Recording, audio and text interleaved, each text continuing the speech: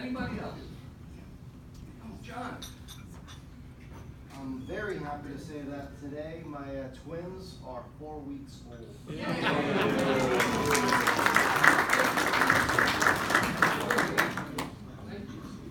And did I see any other hands? If not, it's back to Bert. Before I hand the mic to Rick to introduce our speaker today, I just want to say thank you. We collected $77 towards Shelter Box today. Appreciate your generosity. Rick. Thank you, Bert. This morning we have a special guest. I know that when I put it in the trumpet, it looked kind of ominous. But let me tell you a little bit about the guest. When she was 16 and 17, she actually worked for me when I was at the Emmaus bakery. Her sister worked for me. Her father was my accountant at the time. Her father's Andy Werner, who was here today. He's partnered with Chris DiPaolo. I think that's correct, right, Chris? Emily is a super person. This is going to be a very emotional speech this morning, and I hope you all can understand that. She's a pediatric therapist, I guess, for lack of a better word. September was Cancer Awareness Month for children. All right, so you know how the programs here work. We fit her in November, okay? I got it to November. That's why she's here. I'm going to let Emily tell her story. Emily Knudson.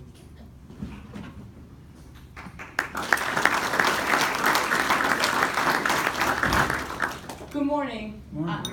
Can you hear me if I put this down? No. Oh, no? No. You can't hear me? Okay.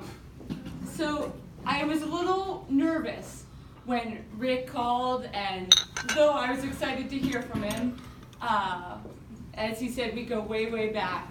And then he said, just talk about your family. Tell us your story. Well, there's nothing I'd rather stand up here and talk about. So thank you for having me this morning.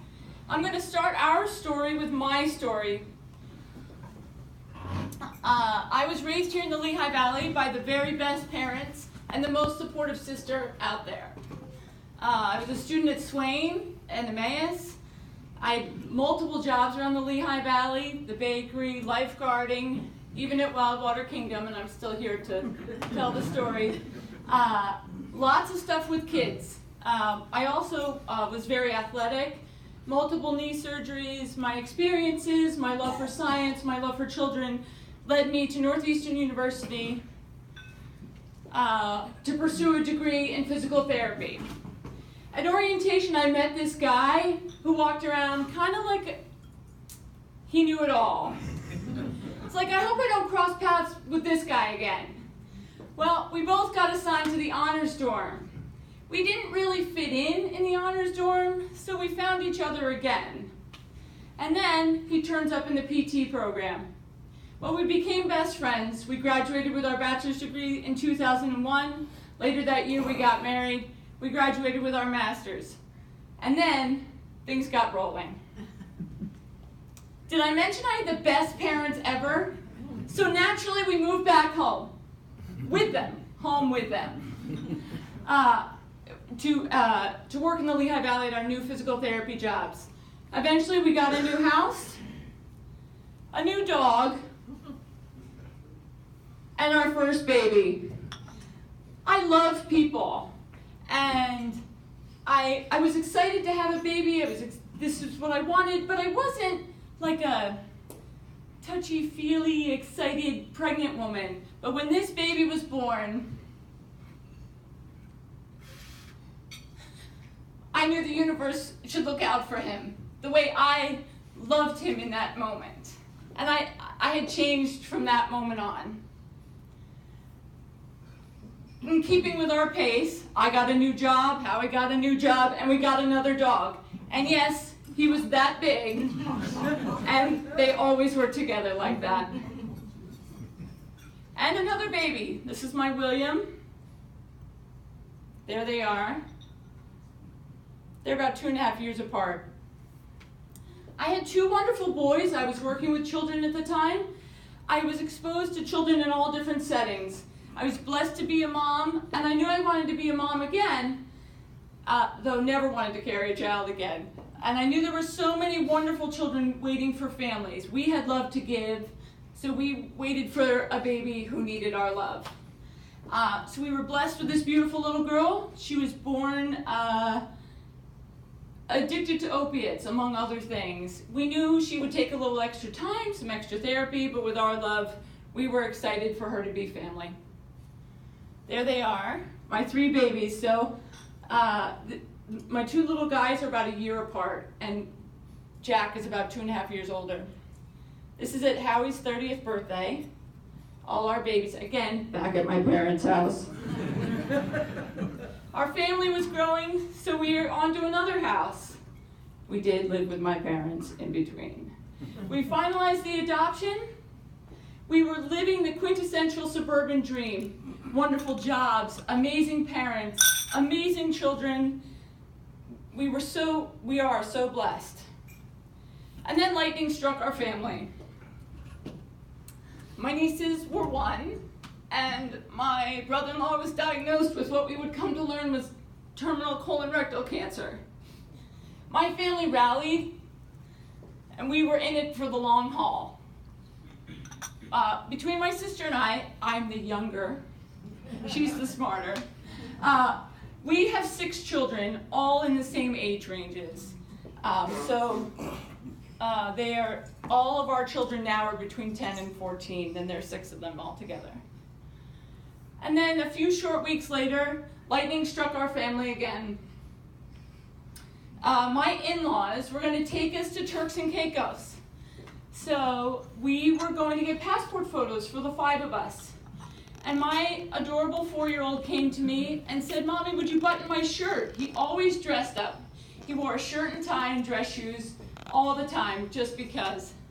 I said, "Buddy, Mommy knows you can button your shirt. You show me. You can do it." And meanwhile, I'm about to pull my hair out as I have a almost 2-year-old trying to go a passport picture taken, the last thing I have time for. And I see his hand posturing. We're both in healthcare. We're both physical therapists. I work with children. I knew this wasn't good. I have my husband, I look at him, I have my husband look at him, I call the pediatrician, we get into the pediatrician. The pediatrician is amazing. He sends us off to the ER. The ER gets the helicopter after finding a mass in his brain.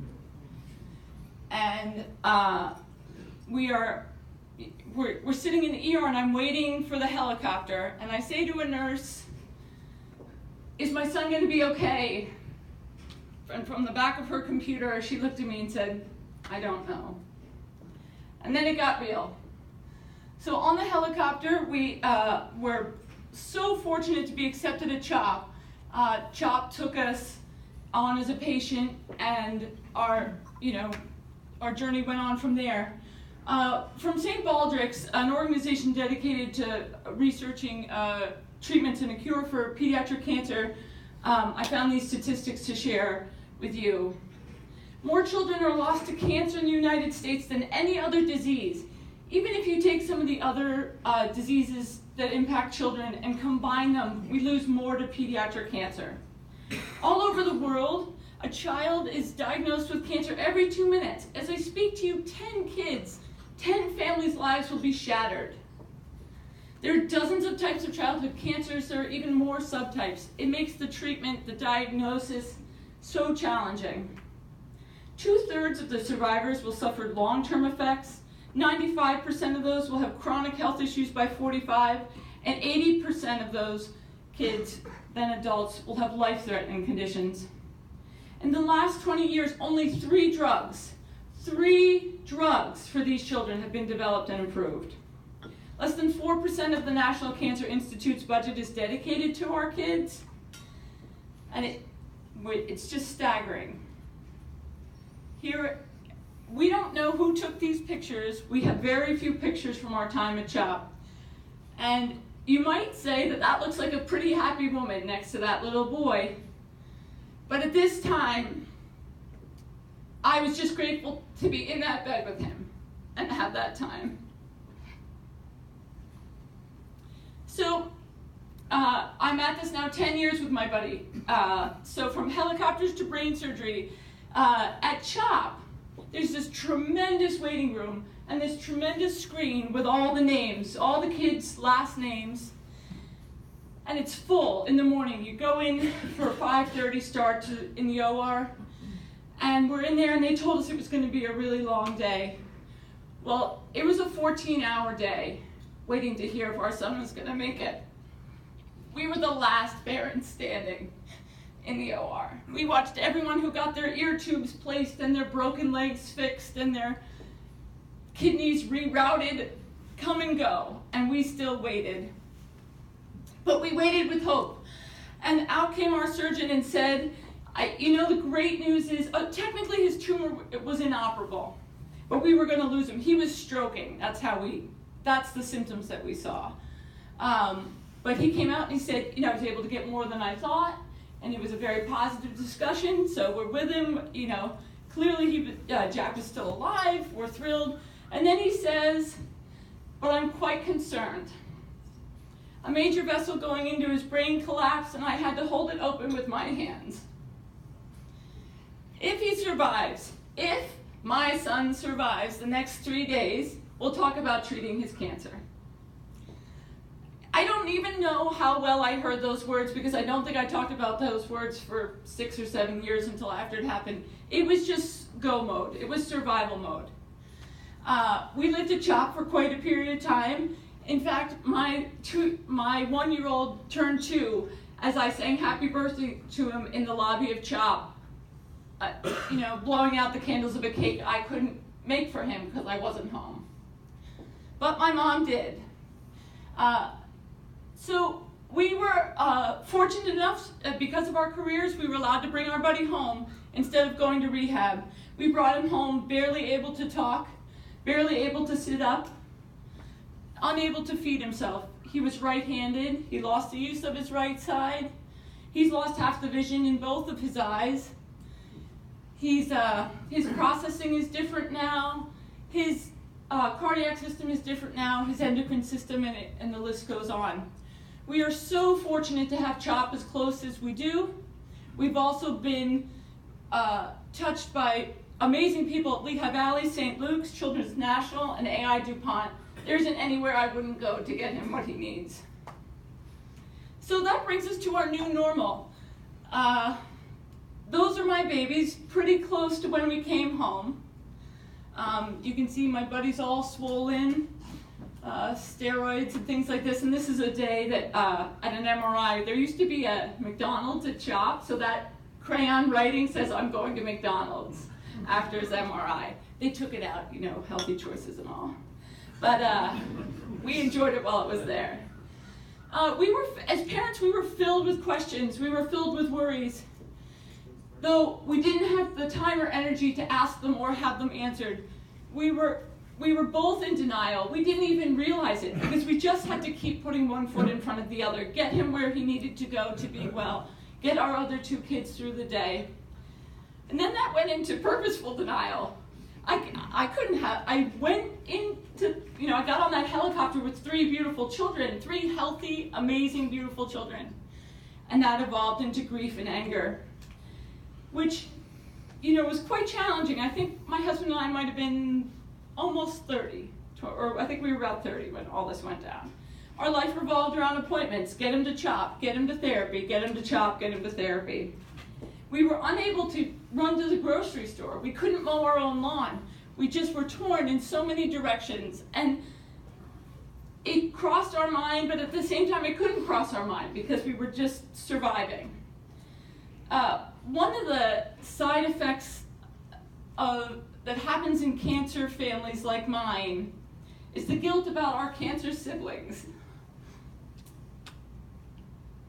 Our cancer kid gets a lot of time. They need a lot of time. I brought Mimi home knowing she needed a lot of time, and I was happy to give it. Now I don't have it to give. My middle son's stuck in the middle. As I mentioned, he turned 2 in the lobby. I sang to him in a hospital. Not how you want to celebrate your children. I put riding a bike up there to remind me. I can't remember how old the kids were when I finally taught them to ride a bike, but I forgot to teach my children to ride a bike. My oldest son couldn't learn to ride a bike. And what parent doesn't teach their kid to ride a bike? But that was my reality. The stress and the changes in our family dynamics and where our time had to go meant we were losing friends. We were unable to work. We were unable to develop our careers with the way we had planned. We also had to switch gears and switch mindsets. We both went into healthcare thinking we were helping people, we were giving help. We wrote our checks to St. Jude every Christmas, and now all of a sudden we were that family receiving that help. It was a tough shift, still is a tough shift. There's also a phenomenon that happens in families like mine. We live scan to scan. In the beginning it was 6 weeks, then it was 3 months, then back to 6 weeks, then 6 months, then once we got to a year. But right now we're at 6 months. And you get the results, you count your blessings, and but that's as far as you look. So more about our new normal. Every day has value. Every day is a good day that we all are together in my family. I'm a pediatric physical therapist. Milestones are a big deal. I get reimbursed based on them. A big deal in my life. But in my home, they're a bigger deal. My son remembers the word to a song. My son gets his homework done on time. I have time to read my daughter a book. These are the milestones that I'm keeping track of in my life. Very different than the norm. Also, hope is defined differently in our home. I'm not always all smiles. I don't always know what tomorrow brings. Every time he's nauseous, every time he has a headache, every time he can't concentrate to get his homework done, I wonder what's happening in his brain. It doesn't mean I don't have hope. And basically what I'm telling you is that there is no normal in my house. You might have thought that before we had cancer in our house too, but one of the great things that's happened is we have been offered and take advantage of tons of opportunities. These are my parents with my buddy about to go to New York City to a museum to spend time together. We were taken to the beach by a wonderful local cancer organization. Those are my babies on a roller coaster. Another trip to the beach. We, as life allowed, and we were able to, we rallied for the organizations that have touched our lives. My dad had just ridden 60 or 100 miles. And that sign says, heroes come in all sizes, and even heroes need angels. Those are my kids supporting my dad. So part of how we get to stay positive and strong and keep the sanity we have left is the amazing resources in the Lehigh Valley and the resources that the people in the Lehigh Valley have turned us on to. Camelot for Children is an amazing resource to my family. It is a safe, fun place where my family is just like all the other kids. Dream Come True sent us to Disney World like we were royalty. Shave for the Brave is the organization I was talking about. That's my son having his head shaved. Just recently, Jack is 14. He was 4 when he was diagnosed. Jack said to me, Mom, I don't really need anything. What if instead of getting things from people gave me money? Could I cure cancer? We attend a wonderful camp for kids with life-threatening illnesses called Camp Sunshine. The Pediatric Cancer Foundation of the Lehigh Valley is like a second family. I don't want any of you to ever know this normal, but there are people who do know this normal, and it brings us a lot of strength and comfort, and we were turned on to that through the Pediatric Cancer Foundation of the Lehigh Valley. Here my kid's about to start Camelot Camp. As soon as Easter hits, they're like, it's almost time for camp, it's almost time for camp. This is, Will is now 11, so this is several years ago, but here he is with his brother's sign on one of the 5Ks. I can't tell you how many miles we've walked and miles have been ridden for us, and we've run trying to take control of what we can do to give back and to make a difference. Lehigh University football rallies for my buddy and my kids. This is a blessing and a hard thing to swallow both at the same time. This is when Jack was in kindergarten. He was 6. We held him back after getting sick because he had to learn to be left-handed. So he's a little bit of an older kindergartner, but that's him. And then this is us at one of our first walks. Jack used to have to be carried on our shoulders and then pulled in a wagon, and then he could walk across the finish line. And then as he got bigger, he had to be pushed in a wheelchair to finish these charity events. This year he finished his first by himself, keeping up with his peers who joined him in a 5K. So, but this is an example of everybody going great. You don't ever want a t-shirt with your kid's name on it, but it is also very empowering and reassuring to see the community support. We couldn't be here without the love and strength of our family. So this is almost all of us. My brother-in-law had just passed away that October. This is a trip to Disney World in December. I don't think if you had talked to my dad before cancer, he would have said he would never go to Disney World. This is what cancer does to people, the good, the bad, and the Disney. But we had the trip planned. Mark was supposed to be there. Cancer took him from us too soon. But we rallied. It was for the 6 of them, and we are stronger for it. The cancer community is filled with amazing people that I wouldn't have otherwise met. They have come into our lives, and sadly, some of them have left. This is my kids at one of their friends' funerals. His favorite color was green. So at my house, what does survival look like? That's my son. That wall, I'm terrible judge of distance, but it is freaking tall. That is a high wall that boy is climbing. In my house, we problem solve, we adapt. We allow him to fail, we allow us to fail, and we learn from it. His mantra is refuse to sink. We all refuse to sink. Cancer's not holding us back. Lack of time. Try not to let lack of patience, but we refuse to sink. We definitely have bad days. We accept each other's bad days and support each other. We do worry. More than that, we hope. And we definitely laugh. So this is my buddy now. On the right is the more recent picture. He's 14, he's in 8th grade at Southern Lehigh Middle School. He's in honors English. In 5th grade, he had a one-on-one aide all day long, and now by 8th grade, I think if his learning support teacher was in the crowd, he might recognize her, but I don't know. He's so independent and doing so well, which is great.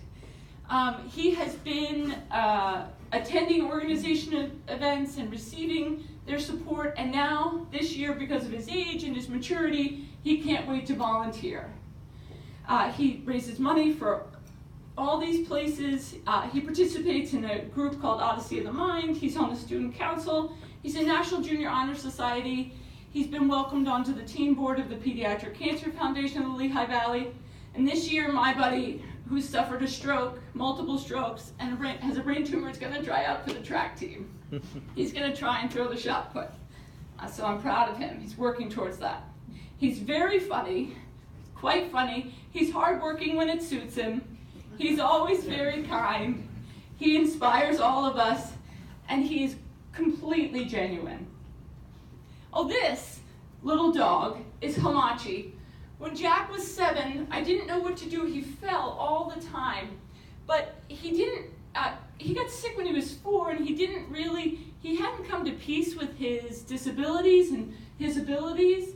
So he wasn't going to use a walker or anything, so I got him a dog from an agency up in New York, and they are the best of friends. And he doesn't need her help for balance anymore, but he needs her to be his partner in crime. This is one of Jack's heroes. This is Eric LeGrand. He sustained a very high cervical injury playing football at Rutgers. Jack read his book in school. We were invited to go to his walk last June. And here's my kid with more, his list is this long with what he deals with, and he wants to go rally for someone whom he's never met. So Eric's mantra is to believe in a cure, believe in what's possible for the future, and now it's ours as well. I just am going to quickly read you something. Jack had to write a persuasive essay at school. You've heard me talk from my perspective. If you'll just give me a minute to talk from his. Beep, beep, beep. That sound is coming from a child's heart monitor. That child was just diagnosed with brain cancer. The other sound you would have heard, if you were there, was the hysterical sobbing of his parents. They wouldn't believe it. The only thing that is keeping them together is hope for a cure. I believe in a cure. If you're a friend or family member of someone who's in the cancer treatment or is in cancer treatment, you can show your support in countless ways. You can orchestrate a fundraiser by having bake sales, attending a charity walk, or selling cancer awareness clothing. Organizing a pep rally would be great for increasing awareness. Donations you raise would further help research to find a cure. Another way to help a family in need would be to cook for them. If they do have the time and energy to eat, it will most likely be processed, not good for you food. Everyday tasks like mowing the lawn, cooking a meal, and taking the dog for a walk get pushed to the side, and they add to the family's stress and worry. Supporting a family in any of these routines is also helpful. Cancer patients need a cure more than anything else. A cure is what holds the key to their futures. Researching a cure is going to cost a tremendous amount in terms of human and financial capital. The more money that is available, the more doctors, surgeons, nurses, and researchers can be working on learning about any type of cancer disease, the faster they will discover a cure. Some people might set their goals at treatment instead of a cure. Perhaps this is because most people are not aware secondary cancers and deficits can result from treatment. When patients battle cancer for the first time, the last thing on their minds is another bout of cancer. But if no cure exists, treatment is only an option, relapses can occur. Patients' health can decline without having recurrence of cancer. That is because cancer treatments like chemotherapy and radiation can damage you while trying to help. A safe cure will be specifically engineered to one type of cancer and won't be as harmful to your body. Ultimately, the most important thing you can do in this instance is have hope. Hope for their child that he will live and enjoy another day. Hope that the doctors and nurses know how to help with his diagnosis and help parents cope with this burden. Finally, hope that their child can be cured and live the rest of his life healthy and strong. Hope strengthens the determination and perseverance of kids, the brilliant minds of doctors, and the unrelenting devotion of parents. Hope is more powerful than cancer. I hope for a cure. I believe in a cure. Thank you so much for your time.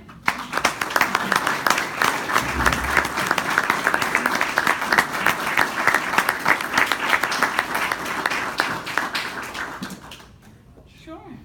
Does you have time for questions? Yeah. If anyone has any questions for Emily? Okay. Thank you very much. Thank you. A very strong message of hope. Thank you for sharing your story. It's my pleasure. Thank you for having me today. Let's rise for the Pledge of Allegiance, please.